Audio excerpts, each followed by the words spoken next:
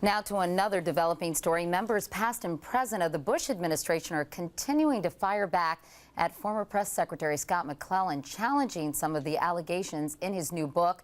Chief among them that the president and his people used a propaganda campaign to mislead Americans into supporting an invasion of Iraq. Former counselor Dan Bartlett, though, said today, not true.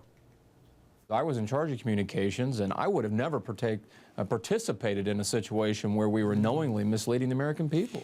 In fact, says Secretary of State Condoleezza Rice, it wasn't just the United States that believed at the time that Saddam Hussein was a threat. The record on weapons of mass destruction was one that appeared to be very clear. McClellan also writes that President Bush engages in, quote, self-deception, that he convinces himself to believe what suits his needs at the moment. About that CIA leak case, McClellan says, top White House officials who knew the truth, including Karl Rove, Scooter Libby, and possibly Vice President Cheney, allowed me, even encouraged me, to repeat a lie. They're good individuals. They're important members of our White House team, and that's why I spoke with them so that I could come back to you and say that they were not involved.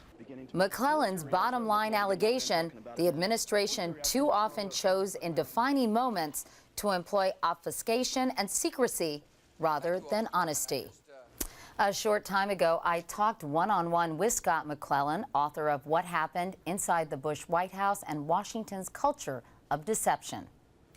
Scott, the New York Times editorial page today said your book belongs in the genre of, quote, I knew it was a terrible mistake, but I didn't mention it until I got a book contract.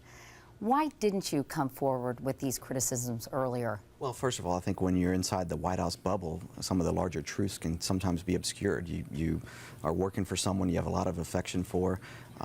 You're working 24/7, and sometimes it's hard to step back from what's going on and reflect upon it. Do you feel any sense of guilt that the Iraq War, which you helped sell to the American people, has resulted in the loss of life for thousands of American soldiers? Well, I do want to make sure that we learn from what happened and that we don't repeat the mistake of rushing into war again unprepared. I do believe now, looking back and reflecting and knowing what I know now, which a lot of which we didn't know at the time, that this was a war of choice. While you were press secretary, you were famous for denying access to reporters who asked tough questions. And now you're criticizing the press for not being tough enough. So isn't that the height of hypocrisy? Well, and the build up to the war, and it's the National Press Corps as a whole, that there could have been more done to ask the tough questions. What happened, this is again how the press becomes complicit enablers in this permanent campaign culture by focusing on the march to war rather than the necessity of war. That's where the emphasis and focus was, when I think the emphasis and focus should have been more on finding out the truth. Weren't you the ultimate complicit enabler, though? I asked a tough question before the Iraq War, and you personally called an executive at NBC News, and you threatened to deny access to us. I did? Yes, you did, once the war began. I don't remember. I don't remember that. But did you strong-arm people into not questioning the administration? My style usually wasn't that way. Well, it was you who made the call. I just don't remember that. That may be, but I certainly don't remember that incident. Did you ever challenge the message you were being instructed to deliver, or did you simply swallow it whole? Well, there were times. I mean, Katrina is another example where I talk about how I advocated that the president not do the flyover, which became, and now the policy was the more problematic issue there, but I thought it made the president look too detached from what was happening on the ground when people were still being rescued off rooftops. And yet you insisted the response was appropriate. Yes, there are other times that I would bring things up, but in the end, when the decision was made, my job was to go out there and advocate for the president, someone who I still have great personal affection for. There's some feeling this will tarnish the candidacy of John McCain. Do you support John McCain? I haven't made a decision. I have a lot of admiration and respect for Senator McCain.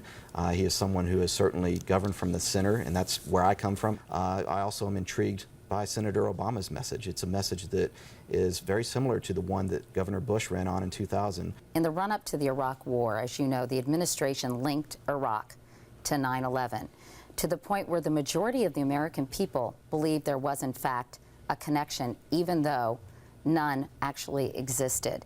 Did the White House intentionally promote the notion of this connection in order to bolster support for the war? I don't think so. I think that there is an impression left because of the connections we were making to al-Qaeda in terms of Iraq, their contacts there. The vice president, as he tended to do, got a little more out front than others. He did make that on this issue. suggestion. Yes, he did. But the president always avoided that, and I believe my predecessor, as well as me, always avoided making that connection as well. Why did the vice president do so? You know, I don't know. He is someone who sometimes does things his own way, and I think that this president probably too often has shown him too much deference. On your last day, the president said this about you. Let's take a listen. One of these days, he and I are going to be rocking on chairs in Texas, talking about the good old days.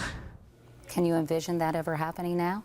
I don't plan on it at this point. Do you feel as if you're biting the hand that fed you? Do you feel any sense of disloyalty writing this? I don't look at it that way, because there's a loyalty that's much higher than my loyalty to my past public service, and that's a loyalty to understand the truth, and a loyalty to the way I was raised, the values I was raised upon, which means I was raised in a political family that believed very deeply in public service and the importance of speaking up and making a positive difference. Hopefully I've done that with this book. Scott McClellan. Scott, thanks very much. Thanks, Katie.